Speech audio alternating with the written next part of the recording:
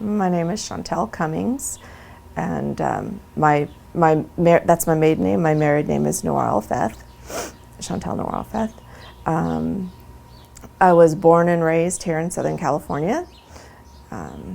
Lived here my whole life. It's a little bit boring. My father is retired now. He was a construction, what do you call it? He built the houses, and he actually built most of the city of Carson. Him and his father, that was their profession. They built Carson, Harbor City, many of the apartments down the street they built. So this was his profession, and he lives in Northern California now, and he's retired. My mother has done millions of different professions, everything you can think of, but right now she does, how do you call it, like home health. She takes care of, I have a brother who's handicapped, and he lives at home with her. He's 33, and she takes care of him. And this is like a nurse. She's like a nurse. And so this is her full-time job, taking care of him. And where are my parents from? From here. My father was born and raised in Carson. He went to Carson High. He's Catholic. He went to St. Philomena Church in Carson. His family, on my dad's side, grandparents lived in Carson. I'm not exactly sure where they came from originally. I believe my grandfather is Dutch and German, I think, or Dutch and French. I'm actually not sure. That's pretty bad. I don't remember. And my mom's family basically are from here. My great-grandmother came from Texas. I know that. And I don't remember, though, what mixed. Everybody's very mixed as far as background. We don't have any one or two ethnicities. We're really blended. Yeah, my parents were very young, very, very young. They were married. My father was 18 and my mother was 16 when they got married. And so they were very young. My father was raised Catholic. My mom didn't really follow any particular faith. Now, my great-grandmother, who was my mom's grandmother, so this is fourth generation up, she actually helped raise me a lot when I was very small. And she was Baptist, very, very devout Baptist, which is a branch of Christianity. And so when I was little, I went to Sunday school every weekend. I grew up with the children's Bible. I actually still have the children's Bible when I was little, that I grew up with. She put me in private school at one point, when in fourth grade. I went to a Baptist private school. And so that was mostly the only religion I was exposed to, was through great-grandma. My dad didn't really follow. I mean, he was, what did they do that? Communion, or all of the, the things they do in the Catholic Church. I don't really know all of it, but he did all of that, but he never talked to me about it. I never saw him go to church, ever. So just great-grandma, Nana, we called her Nana. She was the one that was really the only religious person in the family. And then my brothers, I have two brothers. My mother was married twice. Her first husband was my father. And so I have a brother who's a year younger than me. And he lives now, he's a contractor. He learned the trade from my dad. And so he does the same thing, builds houses. And he lives in Colorado. My whole family's in Colorado. I'm pretty much here by myself, just my kids. So they're all there. And my other brother, as I said, is handicapped. He's 10 years younger than me. He's from my mom's second marriage. And he's multiple handicap. So those are my brothers. And I do have a half-sister that my father remarried and has a daughter from his second marriage. And I don't really have any communication with her. She lives in Northern California and is pretty isolated. And unfortunately, a few times I've tried to make a connection with her, but it was very difficult. So inshallah, someday that'll happen. But when I would go, the children in our church that my great-grandmother went to, it was very structured. The children actually didn't go into the main prayer area with the adults. We went to what they call Sunday school. So the adults would go in and listen to the preacher and do their thing, and the children would go into a special room with a teacher. And it was very fun. I remember it being a very pleasant time. We read stories, we colored. There were a lot of books to color the stories from mostly it was just the beginning of the Christian Bible stories, Noah and the Ark, and we would color the animals and the boat, and it was this simple. They made it a very simple, the stories for us, and it was nice. It was pleasant. I have very good memories of going there. I didn't really understand it being anything, I don't know how to say this the right way, but I didn't get a concept of God at all. I just got a concept of stories, that we were being taught stories from a book, and I understood that. And it wasn't until I got a little older and I actually wanted to figure out what were these stories about. Why were we learning this? And I started reading the Bible we had at home.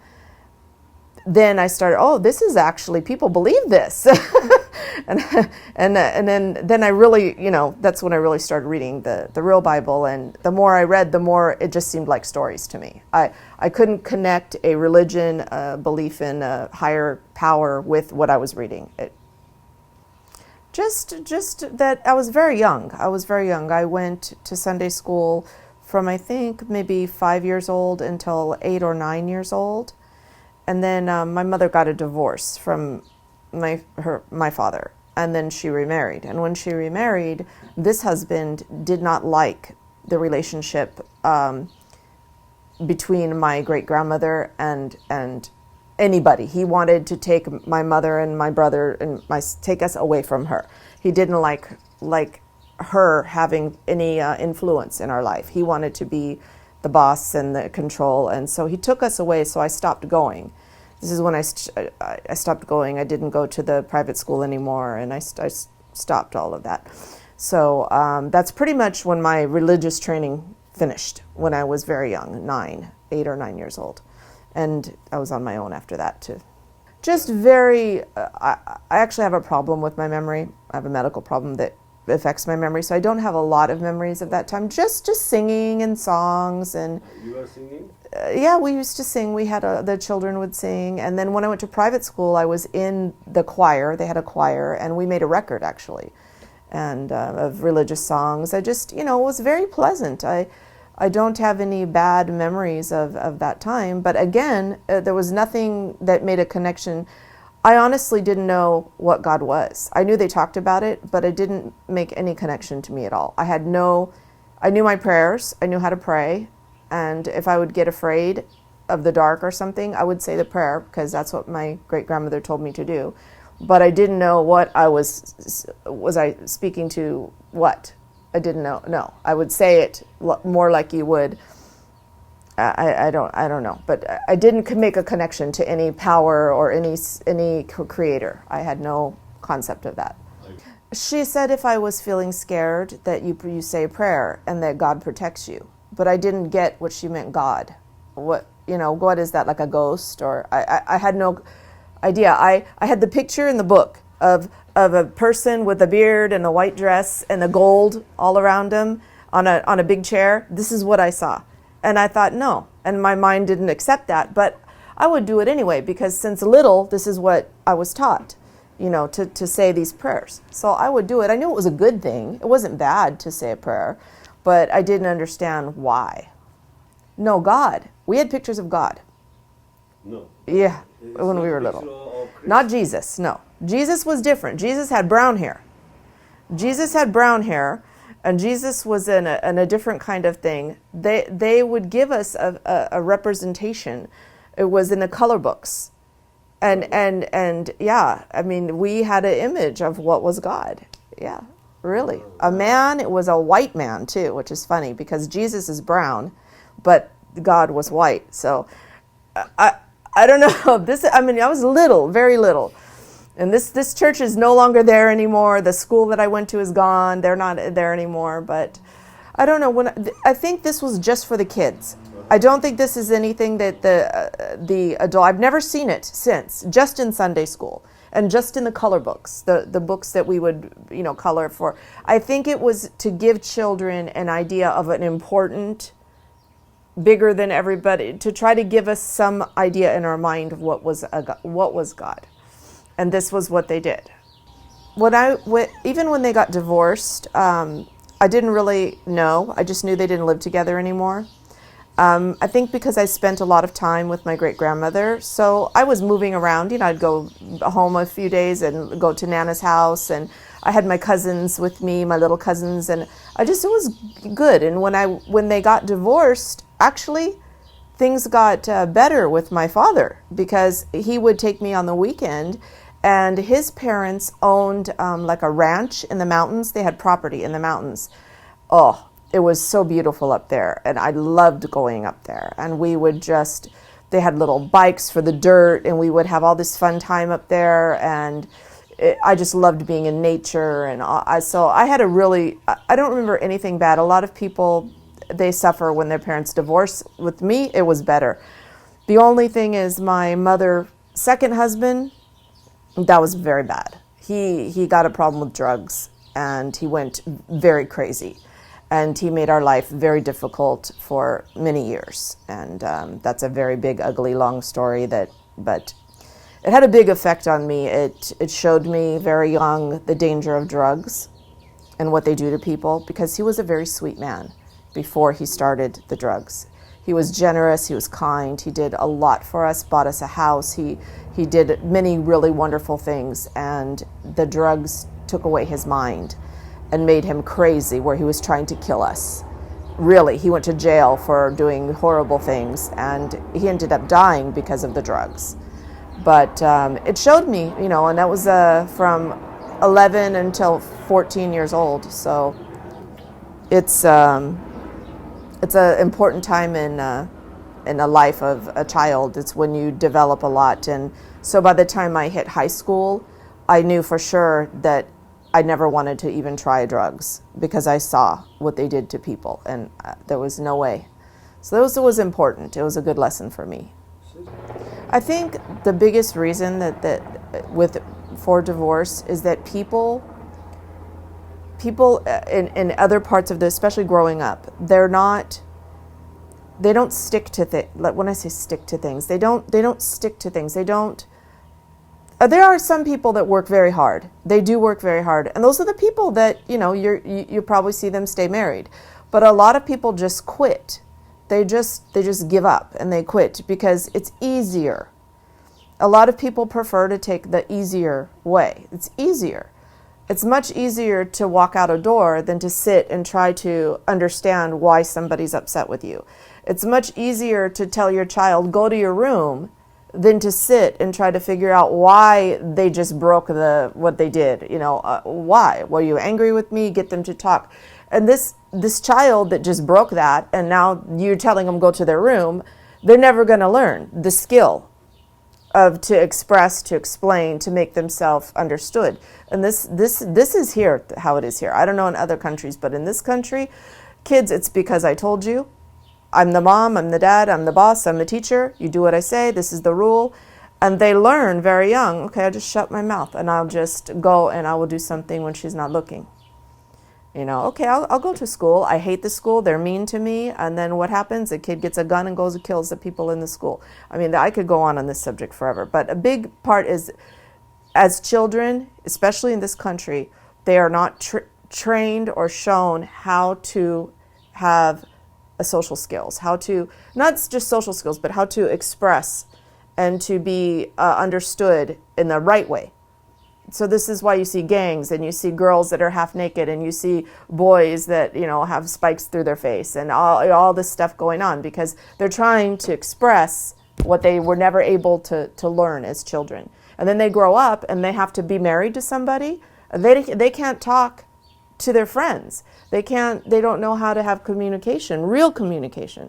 So they get with someone that they like, they think is pretty or whatever, they get married, and then the first time there's some real problem, they can't work it out. They don't have the skills. And I think that's the big problem. I think that's the problem with the whole world. But for marriage specifically, if you don't have the skills, how do you communicate? How do you? And then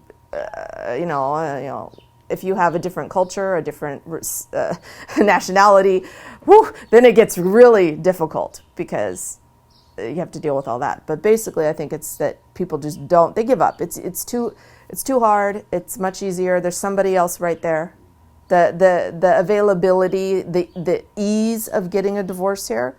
You know, you don't need a lawyer. You don't need money. You can go down. If you don't have money, you don't even have to pay to get the divorce. You can sign a paper. I don't have money, and they give. So it's so easy. It's nothing. It's nothing. Okay, I have to speak just from what I've seen, my experience. Mostly my exposure, my immediate exposure has been to the Catholic faith because I was married, my first husband's whole family was Catholic. And so that was my experience with Catholic people. There were a huge, huge family. I don't know, 90, 100 people just in this immediate area. There's so many. And what I saw though was that it didn't really seem to matter. And there were a few of them that would attend church and that seemed to try to follow some kind of lifestyle. But in general, no.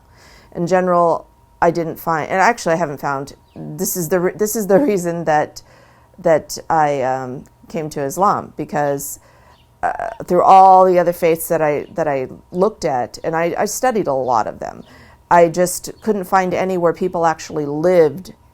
They would preach it and they memorize it, and you could talk with them and they could talk for hours about their beliefs, but you never really saw it implemented in the life. And back to what you said about marriage, I mean, I didn't even go into that subject because I would talk for 7 days just on the subject of having faith in a marriage, because in the USA, a huge portion of people don't really have, I mean, they say, oh, I'm Catholic, or I'm Christian, or I'm Jewish, or I'm this, I'm that. They say it like you would say, I am Swedish, or I am Dutch. They doesn't mean this is their religion. They believe this like a spiritual way of life. It's just, well, my family, I mean, I guess if I was going to do that, I would say that I was a Baptist because grandma was a Baptist. But they do that. Even Muslims. This is a big subject for me too. I know so many. But back to the marriage thing. There's a huge void where people just don't have the faith and the belief. And you know, if they had that, then we wouldn't have divorce. I mean, really, because they wouldn't get married in the first place. They would be serious when they wouldn't just go get married. They would be thinking of it from a whole different point of view, not just looking at it like, oh, she's cute, let's get married, which is, I can't tell you how many people have told me, well, why did you get married? Well, I really like him, or I really like her. Oh, really? You know, the God doesn't enter the equation at all with most people, and especially here in this country. I just feel that. I'm probably going to get someone telling me I'm wrong, but okay. I don't really remember a lot about the early years of school. My parents were very young, like I said, and they moved a lot. I mean, a lot. Like, I would say I went to a different school, maybe 2 different schools every year. Like, I would start in one, and then 4 months later we would move. I would go to another one, and I didn't make any friends. I don't even remember the names of. I remember one, President Avenue. I remember that school because it's right down the street. It's around the corner from here. And I ended up there 2 times, one at kindergarten, and then later we moved back, and then I ended up at the school again. But we moved so much. And then when my mother remarried the second time, I was living with my great-grandmother for a little while, and so I stayed 5th grade, 4th grade, and I was in so many different schools, honestly. The only school that's clear in my memory is the Baptist school because it was so different, the private school. And then when my mother divorced her second husband, we stayed. We finally got a place and we stayed. So for high school was good. High school, I went to Redondo Union High School in Redondo Beach, and went there all 4 years. And in that school, you're not going to believe this, but I was what they call a heavy metaler. I was into heavy metal music, and I was a strange person though, because I didn't do the drugs and I didn't do the things that all of the other kids that were into that music did. I just listened to the music. I was going home every day and taking care of my sick brother. My brother was 10 years younger than me, so he was 5, 6 years old at that time, and he has seizures, epilepsy, he has cerebral palsy, and he's developmentally delayed. He's like a baby, like 3, 4 years old. And so my mom was working 3 jobs to support us. So I would come home from school, directly home, get my brother off the bus, feed him, cook dinner, clean the house, do my homework, and mom would come home and, we go to bed. This was the life. So I dressed that way. If you saw pictures of me, you would just freak out because the crazy hair and the clothes and the everything. But even our high school, because there was a lot of kids that did bad things. It's a high school. This is America. There's lots of groups of children. They're doing bad things. They're doing drugs. They're leaving the school and they're not supposed to. And so every high school has a small group of people. No one is supposed to know that they're the security, but they're like hiding, but they're there. I don't know. It's really silly. They knew me, and they knew that I'm not like these other kids. So if I was leaving school, they didn't ask me, where's your excuse or where's your paper? They know, oh, she's okay. She's not like the other ones. But anyway, so but high school was good. I just, I was very into my studies. I was in the honors English, the very high level of English. I was into theater. I liked to do the sound, like recording the sound for when we would have musicals and plays. And I would run the big board with all the sound equipment. I would do that.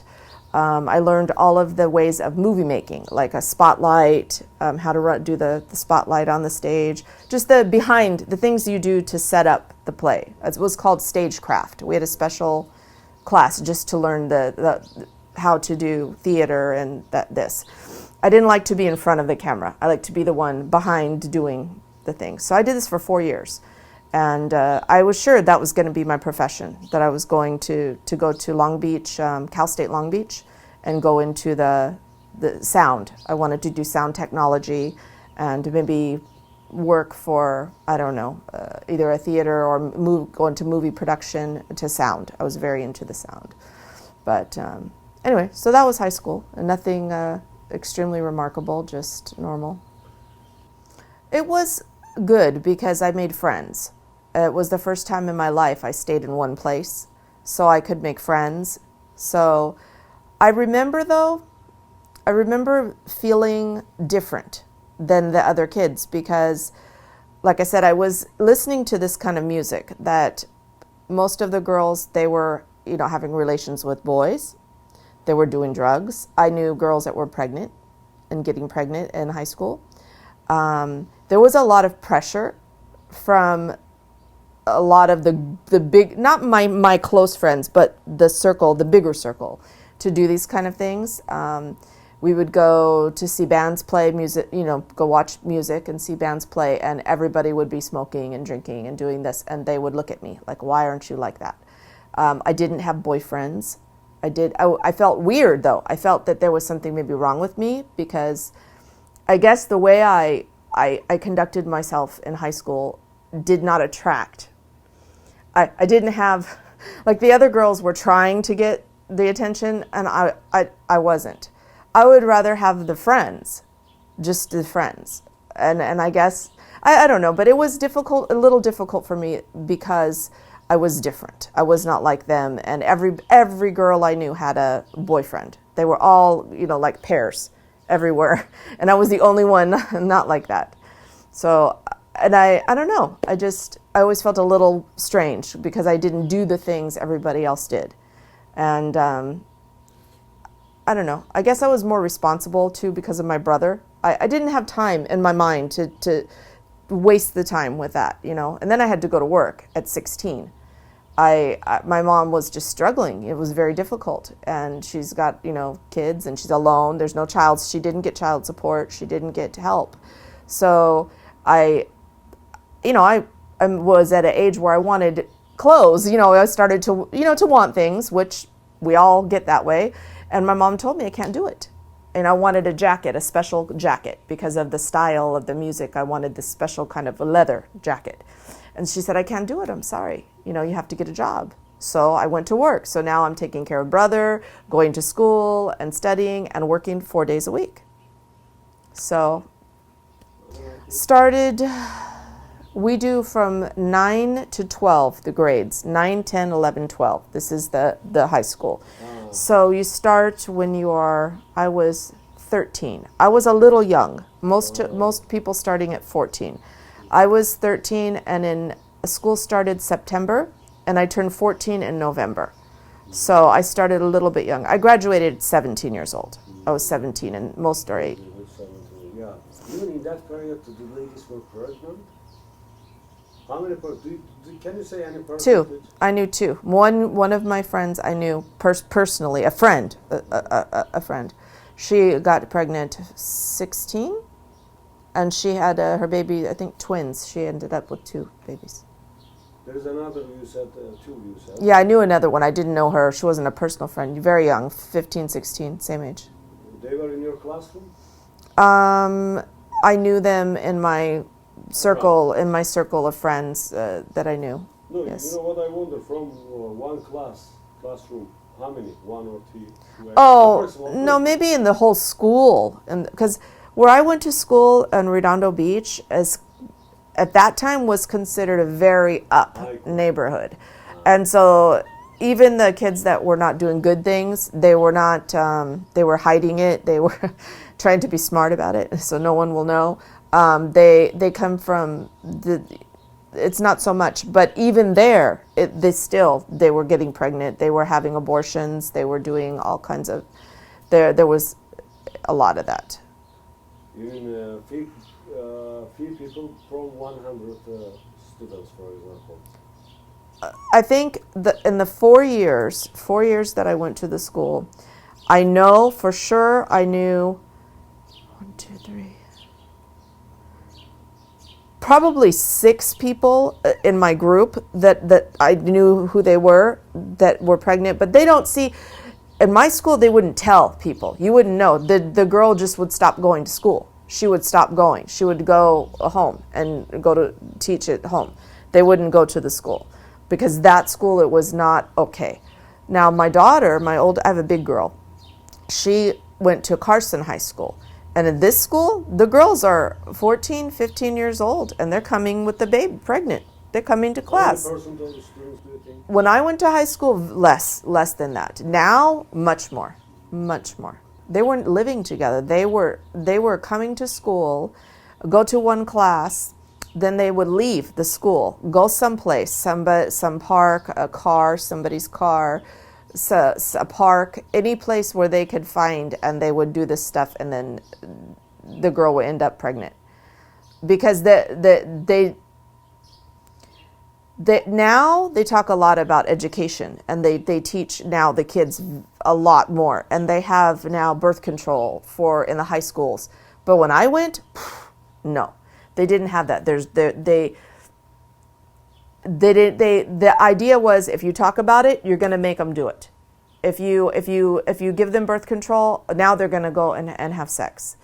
This was the mentality. So there was no office in the school where you could go and get something. So the girls just get pregnant. They just get pregnant. Because they're not going to tell mom and dad. They're not supposed to be doing it. I mean, there is no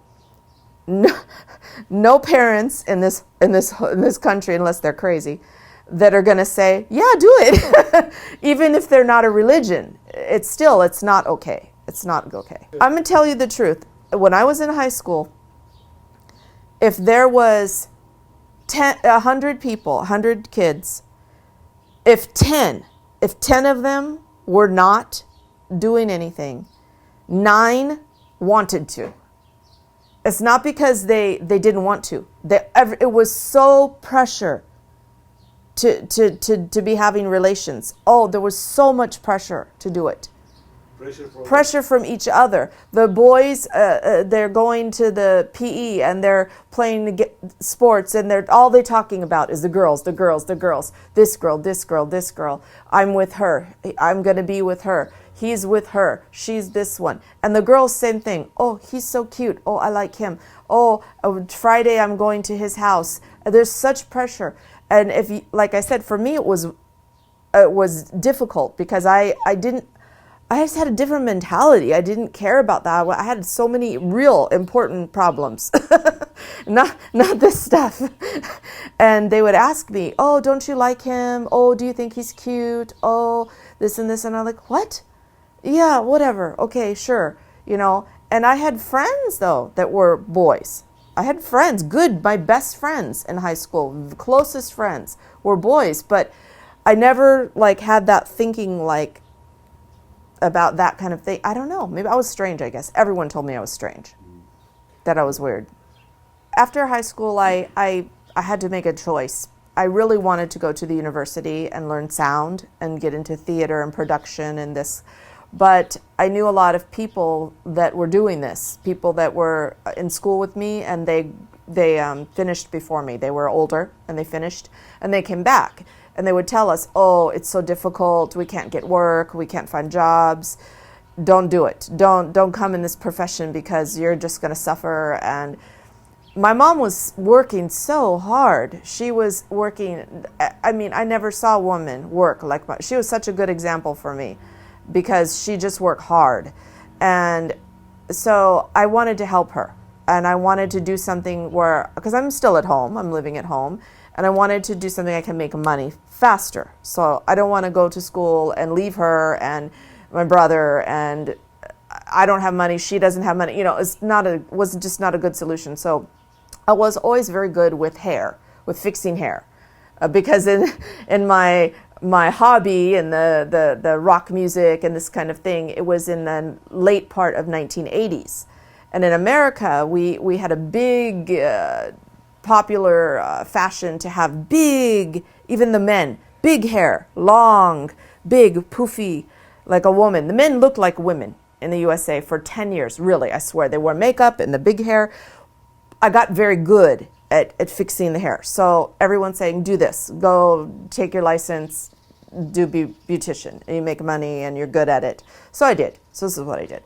I went to school and did that, and went directly to working. And so I just, you know, this nothing terribly exciting, but I did that. And well, no, one thing, I got into a special part of doing hair. There's something very popular here. It's called hair extension. It's where they add the hair to the woman to give her long hair. They take some hair and they sew it or glue it and they make a long hair. Well, I learned to do this, but I did it for like a different purpose, not just to make long hair. I started helping the women that had cancer or they had some sickness and they lost their hair. So I got more into the replacing, helping them. They want to grow their hair back after this sickness, or they have some health problem. I like specialize in helping the women that had the difficulty, they can't grow their hair. So this was my thing, and for years, this is what I did, was this, all the things. I did the nails and the toes, everything, but mostly my specialty was to help these women. That was it. So anyway, but that's basically it, just for years, 15 years, that was my profession, was doing the hair. You had own your office, or you are? No, I work for other people. I always worked in other salons for different people. I knew the word. I knew there was a word, Islam. I didn't have a clue. I had no knowledge. I didn't really watch TV that much. I didn't have time. I didn't know anybody that was Muslim. I didn't know anything about it, good, bad, anything. I was very, in a way, ignorant of the world, really, of the whole world. I knew there was a world, and if something really bad was on the news, I would see it. But as far as politics or social things going on, I didn't know. I was just focused on go to work, take care of brother, even in high school, I didn't get into government or politics or these subjects. I passed the class, finish it, move on. I didn't have any concept. I didn't know anything about any religions, honestly, none. They didn't teach religion in my high school, none. They didn't teach it. So I didn't know, I just knew from what I was little. And then when I started working, this is what really started my whole thing with religion. When I would work and I would do these people's hair, a lot of these people were very sick, or maybe they had cancer, they almost died, and then now they're okay. So I was talking to women that were very religious. They had strong belief and faith, and I was fascinated by that. I was like, why? I mean, sometimes I would have to, cover my mouth because I go, why? Why do you believe that? Why? Because I had no belief, really, none. I didn't believe, I had none. I would get so scared sometimes because I wouldn't understand, like, how can I just not be here? How do I die? I didn't understand that whole concept of how I can die. And I would get very scared. I would get like a panic. And I would give myself like a heart attack because I would be so afraid. It just stops? What do you mean it just stops? I just stop? I'm not there anymore? I mean, really, it was very terrifying to me when I was young. And so I started really searching and asking every person, any woman that came in my chair, I would ask, are you religious? Do you believe in anything? Why? And then I would ask them why. And they were like, what do you mean why? Why? I mean, were you born that way? Did your family raise you this way? Did something happen to you and all of a sudden you had a moment and you believe now? Why? Why are you like that? And except for one woman in all the years, only one woman had an experience that made her have her belief. Everybody else was born this way. And so I felt like, you know what? It's never going to happen for me. I'm going to give up because I wasn't born nobody taught me when I was little. And I felt like this was a big problem. And the first woman I worked for years, 5 years I worked for one woman, she was Native American. And they have a whole different, idea, the spirituality. It's not like the big religions. It's very different. Similar in a lot of ways, but it's a different idea. And I was so jealous of her because she was so at peace with her life and the world, and she just had such solid belief. And I was like, how do you get that? I want that. I want to feel like that. I want my children to feel like that. I want this life. I want it. And so, like I said, I would ask everybody and I would go. They would invite me. Oh, come to my church. Come here. I went to every group, every church, every religious science, but I never met anyone who was Muslim, ever. So I didn't even know about it. And nobody ever talked about it. That was the other interesting thing. I never heard a bad word about it either. I never heard any word about it. So I didn't know anything. So then life passes and I'm still searching and going, and I was divorced. I was married for 10 years and anyway, the long story, same man, almost 15 years. When we were divorcing, I had filed for divorce, but I was still in the house. But one of my girlfriends invited me to start playing this game on this website on the internet because I wouldn't leave the house. And I was, big, ugly. It was not a good time.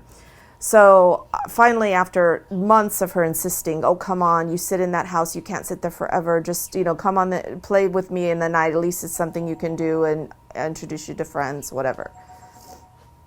And anyway, so the way that I found out about Islam is I met the man I'm married to now. And we met on this website that my girlfriend insisted that I join. And we met on there and we started talking. And during the first few days of our conversations, he asked me, did I know what was Islam? And I said, no, I had no idea. So he sent me a website in English. And this website, it was Islam... I'm going to remember which one. It was Ислам.Way. I believe it was Ислам.Way. And it had all these articles and all of these, links and things. And The one that caught my eye, though, was something about, and I still have it in my computer, something about how to be a good husband, or the way to be the best husband, or something about being a husband. And I thought, oh, I got to see this, come on, I got to see this. So I click on it and I'm reading it and I'm like, whoa, really? And then I thought, nah, there's no way. There's no way that men are being taught this, there's no way. There's no way. So I'm like laughing, right? And so I copied it and I emailed it to him and I said, have you read this? And so next time we talk, I asked, did you get my email? He says, yes. I said, did you read it? Yeah. And I said, come on, this is a joke. And he goes, no. He goes, we must. And I went, what? What do you mean we must? We must. We have to be like that. I was like, you're full of it. I was just, because I'm a year now trying to get divorced, and I'm like, from this horrible situation, I'm like, there's no way I'm in America. There's no man alive that's like this. Oh, come on. No, we must. We have to. What do you mean you have to? Why? You have to why? What's going to happen? I have no clue. So that started it. And then I just started going and all on my, on my own and learning and researching, and everything I read, I just kept going, no, really? Really? Come on. There's nobody like this. People aren't really like this. Oh, come on. I couldn't believe it. I just couldn't believe that there was really something that wasn't just a bunch of, pardon expression, BS. That wasn't just a bunch of, this wasn't just preaching, Adam and Eve and this and that. It wasn't just talking about history, which is what the Bible was to me. And it was just like, they're talking about stuff that happened. Oh, what does that have to do with my life? Don't kill anyone. Yeah, I know that. It's common sense. Don't lie. Don't steal. Okay, yeah, I know that too. I knew all of that stuff. But this was different. And so I was like, wow, this is just great. And so anyway, I got more and more involved and more into it. And then of course my relationship developed and we became engaged, and I would ask him about things, but it was a little difficult because he has his own business and is very busy. He's traveling, he's doing this, he's doing that. And, and then I went back to college to get a behavior degree because I have twins from my first marriage and they have autism. And autism is, a very difficult disorder and requires a lot of therapy and a lot of work to make the children be able to succeed and to progress. So I just was determined to be able to really help my children. And this is another subject, but there's a huge void of people that have the ability to really work with these kids. So anyway, while I was going to school, I just kept researching and doing more and more to learn about Islam. And basically, after about a year of studying on my own, I was sitting one night in August 21st, 2009. It was 11 o'clock at night, and I was on a website, and there was a little box in the corner that said, do you want to talk to somebody? So I clicked on it, and it was like a little interactive thing, and do you have questions, or do you want someone to call you? And it's 11 o'clock at night, so I just said, yeah, okay, sure, I want someone to call me. And I'm not thinking they're going to call me right now because it's 11 o'clock at night, and 5 minutes later my phone rings. And it's a man on the phone. And he asked me a few questions. Well, what do you know about Islam? So I told him what I knew. And he says, do you want to become Muslim? And I said, well, how do you do that? And he said, you just declare he just told me the Shahada. And so he goes, repeat after me. And so I did.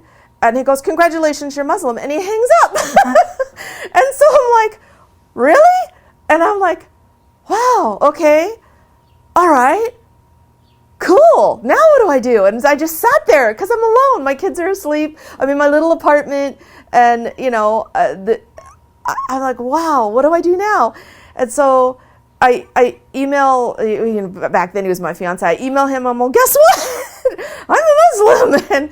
And I just didn't know what to do. And so then all of a sudden they start emailing me this organization. I mean, I got probably 25 emails in 5 seconds, really, with all these links, and they're telling me they're going to send me information, and they're going to send me Quran, they're going to send me all this stuff.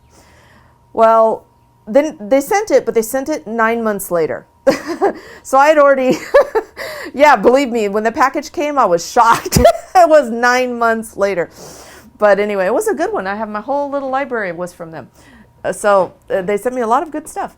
But anyway, so in the meantime, I sat in my apartment for a month. I didn't know what to do.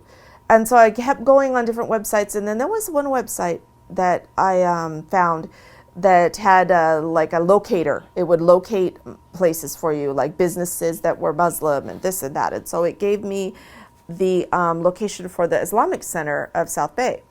And so I called, and they said, oh, you want to talk to Sister Lita?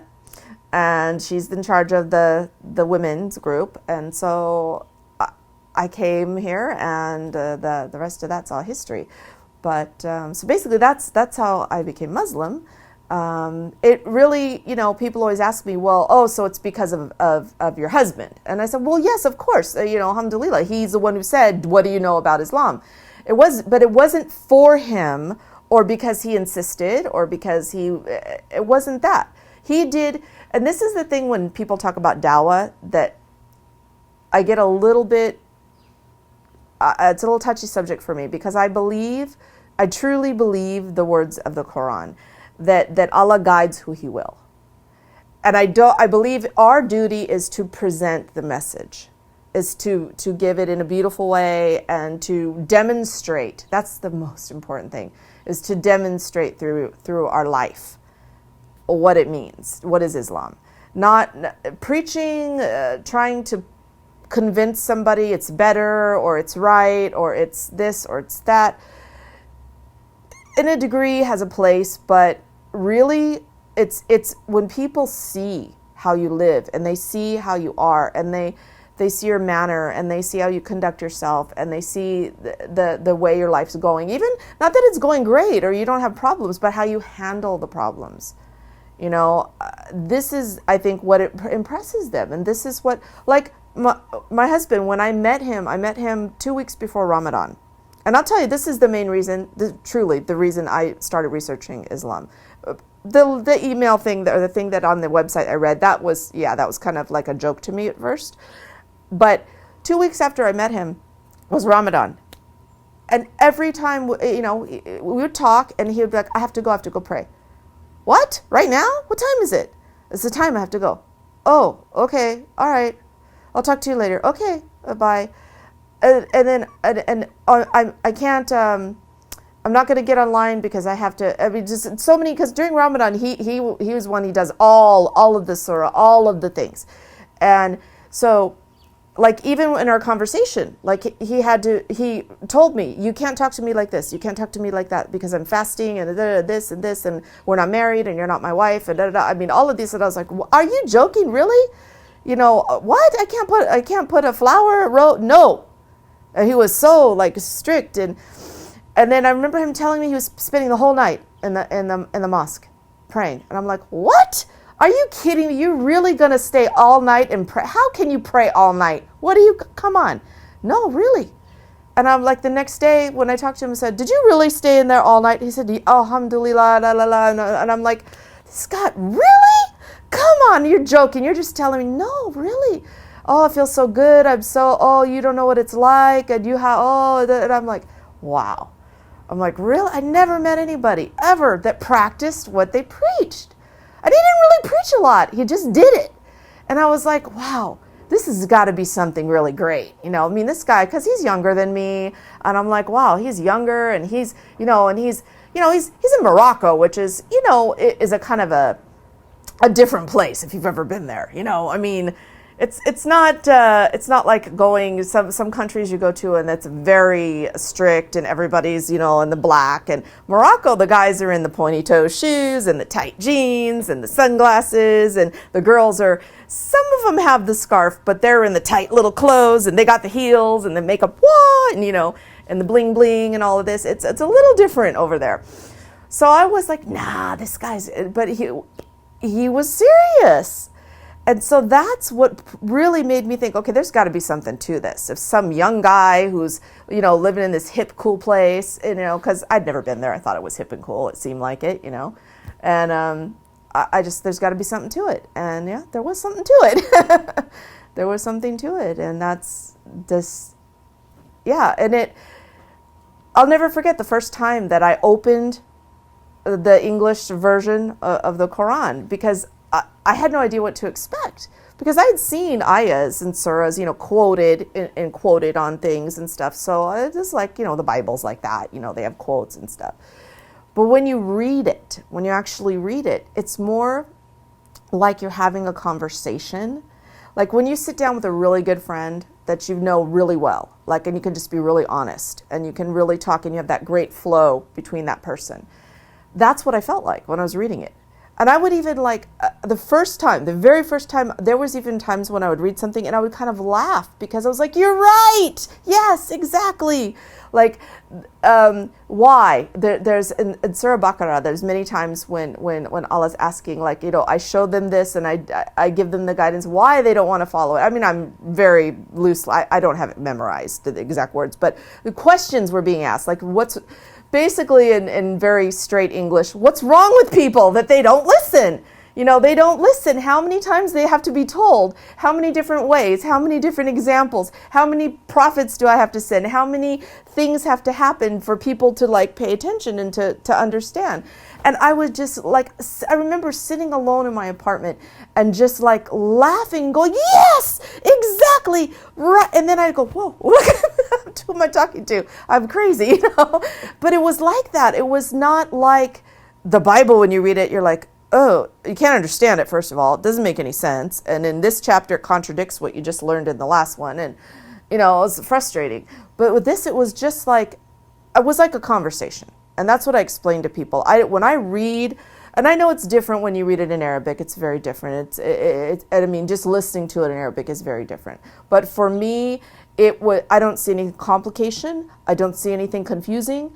I thought this is the most straightforward, most simple, and you're given so many examples of what is being said. The message is presented in every possible way. So even no matter what background you come from, no matter what your life experience is, no matter what your education is, no matter what even your comprehension of the world is, you can get it. A 5-year-old can get it. It's that easy. And it's just, wow. I can't, anyway, sorry. No, thank you. Well, at that point in my life, I had a very small social circle. Just a very few close friends. My very best friend at that time, my best friend, she actually happened to be married to, it's an interesting story, but just briefly, her husband is from Morocco, and he's Muslim. She's Catholic, but he's Muslim. And we actually went together to Morocco the very first time, when she met her husband the first time, and when I met my husband now the first time. We traveled together. And it was just a coincidence. I mean, the two men didn't know each other, and we had no idea that either one of us had met. It was just a weird thing. But anyway, so he was here. Her husband came here a couple years ago. And so she'd had a lot of people. She knew a lot of people that were Muslims. So for her, it wasn't a big deal. It didn't really make any difference, in our relationship. My mother, I had been talking to her about it since day one, telling her, hey, guess what? I'm checking this out. This is what I learned. And did you know this? And did you know that? And so I'd been kind of, she knew what I was into and what was going on in it. And again, it wasn't, my mom was her attitude was, well, if it's helping you, because I'd been through it was a really difficult divorce. It was a really very, very unpleasant and bad time. And so she was like, anything that helps you, that makes you feel good, I'm all for it, So she just, didn't really, the only thing she had an issue with was when I started covering my hair. she got a little upset about that because she's like, why do you want to look like a little old lady? She's like, you're young, you're beautiful. What do you want to do that for? You know, she didn't really get it. You know, she didn't. But the interesting thing is that I'll never forget. We were leaving. She was here. She came to visit I think it was last year. And we were going somewhere, and I think I actually had on what I have on today. And we were walking out to go to the store or somewhere, and she was behind me, and she goes, you know, I have to say something. And I turn around and go, here it goes. She's going to say something bad because, you know, she'd always make comments when I would wear a scarf. And so I turn around and I go, okay, I'm waiting for it. She goes, you know, as much as I don't like it, I have to say that you just glow when you have that on your head. You just glow. You know.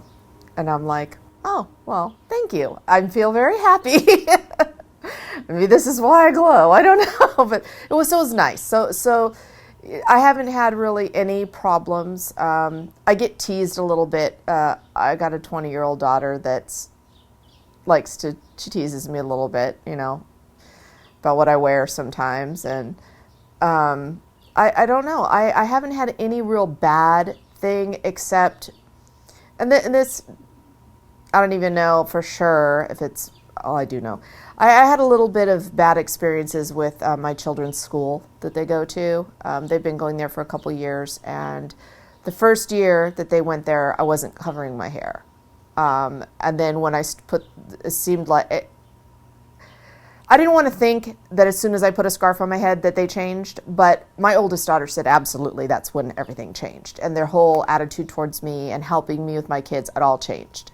And I became like, they started looking at me like I'm bad, and they started giving me a hard time with everything. And it just was a total different, everything changed.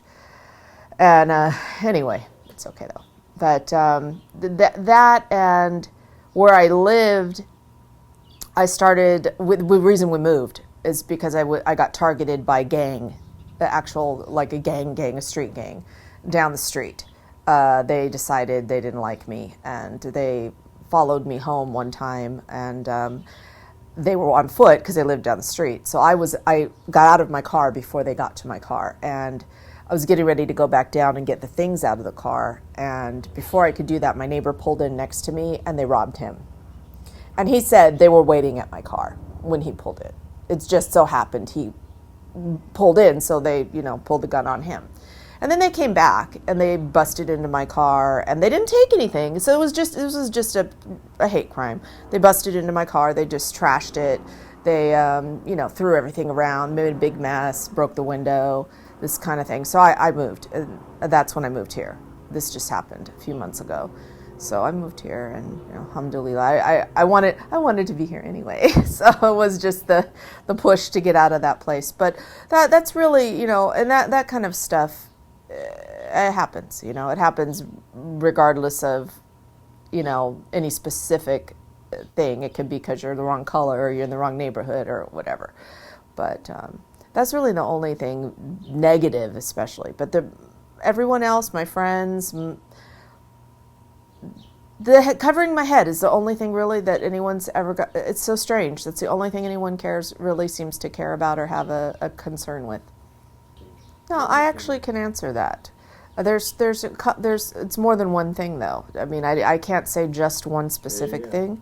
There's more than one. The first initial thing that impressed me so much was that it was an all-inclusive lifestyle. It wasn't just like the other religions. It was a way of life. It wasn't just, it's a spiritual, it's physical, it's on every level. And the more, because I consider myself a student, I like to study, and I'm really studying right now. Anyway, so the thing with me is that impressed me so much is that it's all inclusive. It's every way, every part of your life. And the most important thing, I think, for me was that I didn't see, and even after I finally got my English version of the Quran, and in all my classes and in everything that I've learned, there's no you don't find in Islam the real Islam. Now, there's extremists that have a different opinion, which I'm not going to talk about that. But in the Quran and in the real Islam, there isn't this hard, cold, brutal, like you must or you da-da-da, which all the other religions, I never understood that. I never understood that it was so like, it didn't seem like anything from a God or from a divine being. It seemed more like someone wrote a book to tell people what to do. With Islam, it's like, no, this is a guide. This is the way. This is the suggestion. This is what you should do. If you want a good life, if you want this to happen, if you want to end up in heaven, if you want to avoid, this is how to do it. It's the way, I don't even know how to explain it. Like I said, it's like your best friend telling you, look, this is really, if you want things to go good in your life, this is the way to do it, like this. And oh, you don't understand? Here, I'm going to tell you again. Okay, you didn't understand? Okay, let me give you another, this is how you can do it. It's so like, it's done in such a loving way. And it's not just loving, I don't even know, there's not a word. There's not like the right words. I've been told that if I understood Arabic, I would be able to find the words because they actually have words to say what I'm trying to say.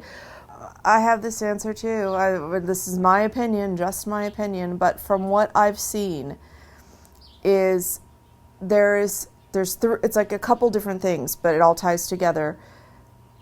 There are a lot of people. There's two groups of people.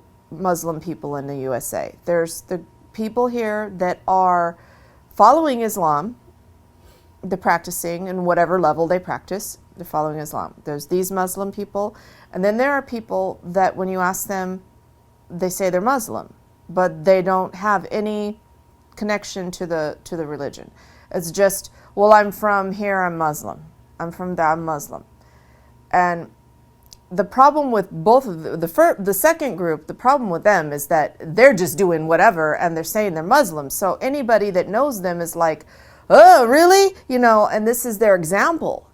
And this is what they see. And they think, oh, wow, that really? You do, that's Islam? That's what that means? Oh, and it gives a very poor impression. I mean, it confuses people, and it may even just do like really can be bad, very negative. And so for those people, whenever I meet them all the time, oh, you Muslim? Oh, I'm Muslim too. Really? Oh, okay. And then I'll invite them to come here or whatever the situation is. I try to talk a little bit, and then I realize immediately they don't follow Islam. They're saying they're Muslim. And for example, I belong to a lot of different Islamic sites and groups and dawah projects, and I'm doing a lot of this kind of stuff, and a lot of it is through the internet. And I met a person, a brother on there, and he says, I said, oh, are you Muslim? And he said, yes, I'm Muslim. And he says, I'm half Muslim. And I went, half? And at first I just thought, okay, I'm not going to even talk to this person because this is stupid. But then I thought, no, wait, I got to know. What half of you is Muslim? And then he goes, oh, well, no, I don't mean like half. I just mean that I'm born here, but I don't follow Islam. I said, so you're not Muslim. Muslim is not an ethnicity. It's a faith. It's a belief system. So that's a problem. Then the biggest problem, or the bigger problem, is for the people that really are practicing Islam and they're doing what they do, and they're that they don't extend. And they don't extend. And when I say extend, I mean, oh, sorry. That's the beginning of the sentence. Yeah, I'm gonna wait because he's gonna. We have an airport right here, so right here. The thing is that many, not all, but many of the Muslims that live in America, they don't extend in any way beyond their immediate little realm, their immediate circle. In other words, they come to the mosque, they pray, they do, they go to the market, they buy halal food, they do, they're doing what they're supposed to do. But When they go out in the street, they don't look at anybody. They don't smile. If you see them in the market, and I talk to the sisters all the time because I feel the sisters are the sisters. I love you all. Don't get me wrong, but the big burden falls on the sisters when it's in public because we are easily identifiable. Men, you can't tell. You don't know who, unless he's in a, well, I don't know what those things are called. The women, they're called like a jaleba or something. I don't know what they call for the men. But unless they have a cap and they have the long dress on, and even then they think they're Jewish or something. They still don't know they're Muslim. For the men, nobody knows unless you have a sign and you're carrying a sign. But for the sisters, you got a flag. You got a flag, okay? Everybody knows. So when you're walking in the market or you're in the mall or you're at the gas station or you're at the red light and you got that face, that like sour expression and the down and you don't smile at anybody and you know, and you're just like this, whew. I mean, it puts such, I mean, everybody who's ever heard terrorist sees that. It doesn't matter what color you are. It doesn't matter how pretty your scarf is. If they see that face, this is what they put together. This is Islam. Yes, there's one right there. And I'll tell you the truth. This is the reason I started covering my hair. Because I wanted him to see a different face. I wanted him to see a different face. And somewhere I read, I don't know who read it or where I read it. I can't remember, but it stuck with me. And every time I get dressed, every day I hear it in my head. When you leave your house, you want to be known and not known.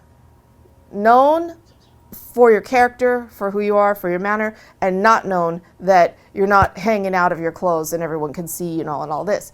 So I think about that every day. And everyone's like, well, you know, oh, I don't cover my hair because I don't want people, you know, they're going to think this or they're going to think that. Well, I want them to think it.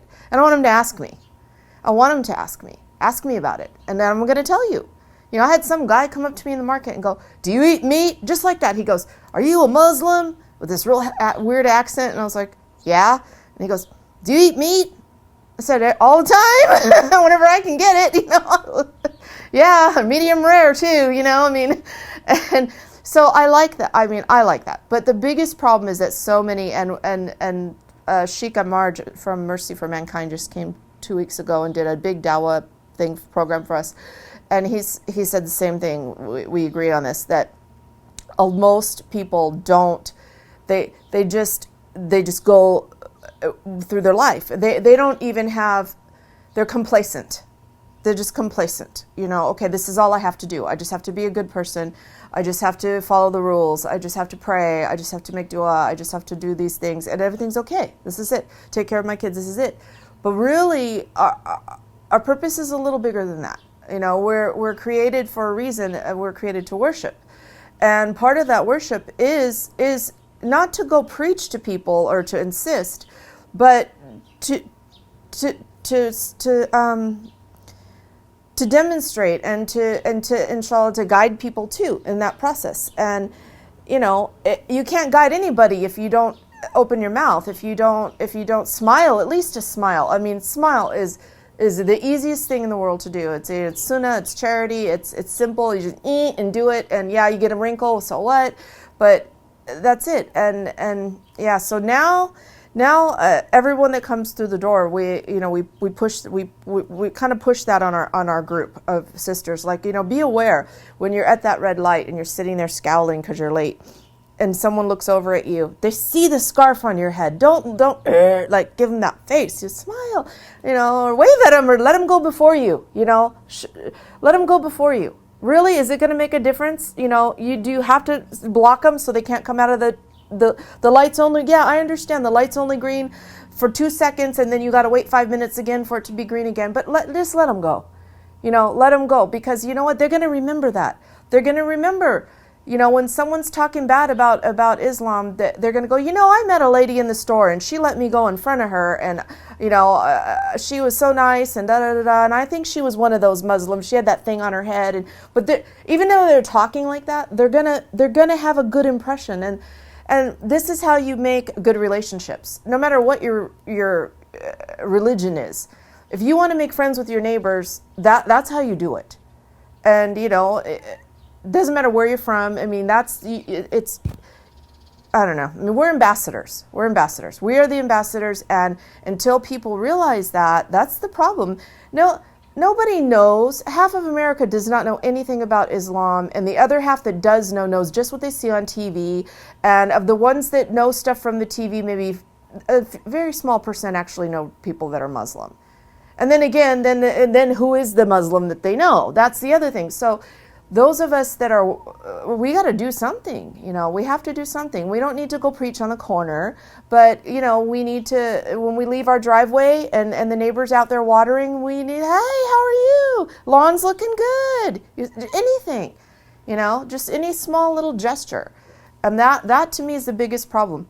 I mean, the terrorism, the news, all this stuff. If every single person, every single Muslim person made just a small little extended, just reach just a little bit, not go save the world, just make a friend with your neighbor, take them their paper. You know, if it's trash day and you see their cans there, they forgot it and the truck's coming, go push the trash can out on the sidewalk for them. You know, you see they're going to get a ticket, it's a street sweeper, go knock on their door, say, hurry, come move your car. I mean, just any little small thing, extend yourself, be a good Muslim. Be what you're supposed to be. Help. Do what you're supposed to do. Don't just sit in your little world because you fixed it and just think you're okay. That's not enough. It's not enough. And, you know, when we all start realizing that, I mean, things will change. I mean, they are changing, you know, alhamdulillah, they're changing, but it takes more. It takes more. It takes, you know, anyway, so that's what I think is the problem. I definitely know what is not a good idea. In my opinion, what is not a good idea is to, I don't even want to say this because maybe somebody's going to come after me, but there's a I won't say his name, there's a very, very well-known person that is converted to Islam years ago, and he's one of the most highly esteemed people in the whole Islamic world as far as speaking and just very well known and very well respected and loved, and one of my favorite people. And right now he's doing something. He is on the internet and he is asking Muslims to send emails and write letters to try to convince a movie star to convert to Islam, to convince him, to push him, because he's interested in it and he wants them to, and I keep thinking there's no compulsion in religion, there's no compulsion in religion, there's no compulsion in religion.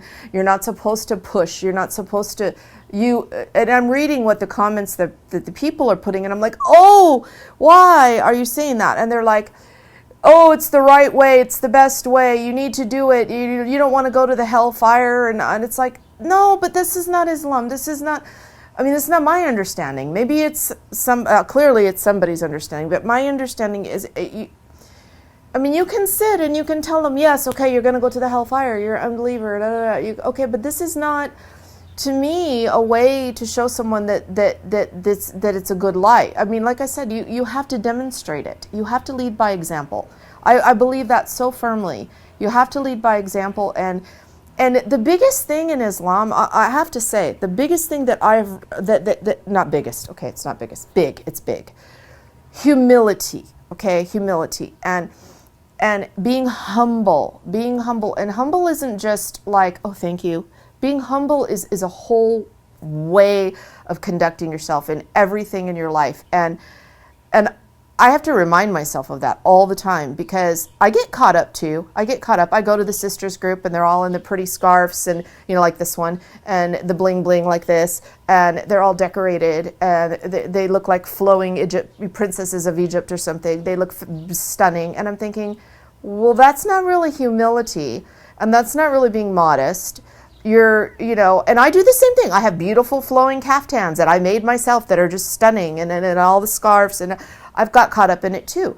But if you really look at the meat, at the core of the message in the Quran and how we're supposed to be, that's not, yes, we should be clean, we should have nice things, but we shouldn't be out in the street calling attention to ourselves. We're not supposed to we're supposed to be humble, we're supposed to be modest. And even though you're covered from here to here, if everything you have on your body is making people stare at you and go, wow, look at her, that isn't modesty. That's not modesty, and it's definitely not humility. And, you know, and you know, when you have gold everywhere and all that, you're showing off. This is showing off. You are putting in the face of somebody that you have what they don't have. The lady in the rags doesn't have the fine silk, you know, and it's nice. It's okay to have that, especially to go pray. I understand that. You know, you go pray, you want to put on your best clothes, you want to look, you know, this is fine.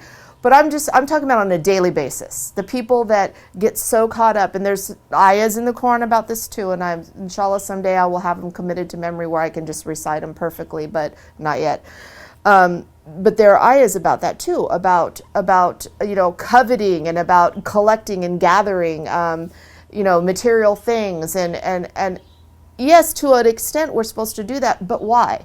Why are we supposed to get wealth? Why are we supposed to get wealth? So that we can help people.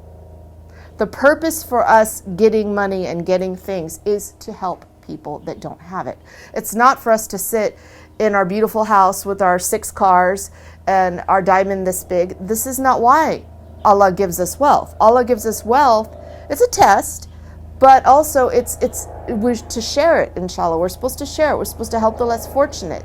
And it says in the Quran, the more you give, then Allah's going to reward you. It's a beautiful cycle. But, you know, that gets lost sometimes. It gets lost. Actually, I do have something to say, not just to Turkish people. I have something to say to people that live in a Muslim country.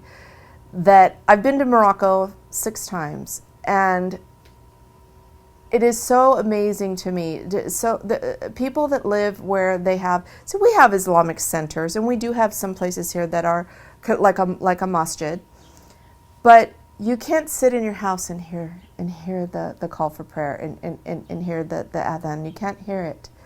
When you're in Morocco, I don't know about it in Turkey, but when you live somewhere where you can hear that, and you know, I don't know, there's something beautiful about that to me. And the ability to be able to walk down the street, you know, with your scarf on, and it's accepted, and no one stares at you funny, and that you can pray. You can stop in the middle of your work and drop down and pray, and nobody's going to think anything weird of you.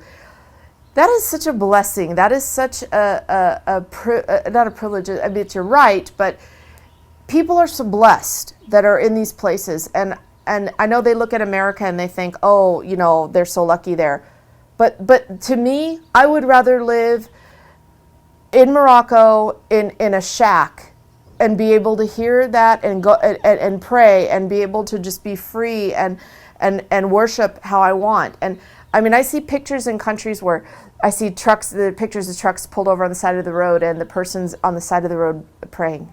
And I get tears. I get tears when I see that, because that's like beautiful to me, to just be able to do that, to have that kind of freedom. And we have it here to a point, but it's not like that. And they're blessed and they're fortunate. And when they look at people driving Mercedes and they look at people over here with the big houses, don't forget what's important.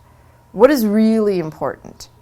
You know, to me, to be able to worship how you want and to be comfortable too in the whole thing it's a blessing, and it's a privilege, and it's to me better and more important than any house and any car and any thing that you could have.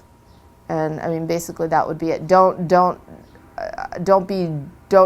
think it's better because I hear so much, oh, America's so great, America is great, but I would go there in 10 seconds and raise my chickens on the roof and wash my clothes in the sink and do all of that. I would, just to be able to walk to the masjid 5 times a day, because it's right there and I can hear it. And I don't know, there's something about that. It's just such a blessing.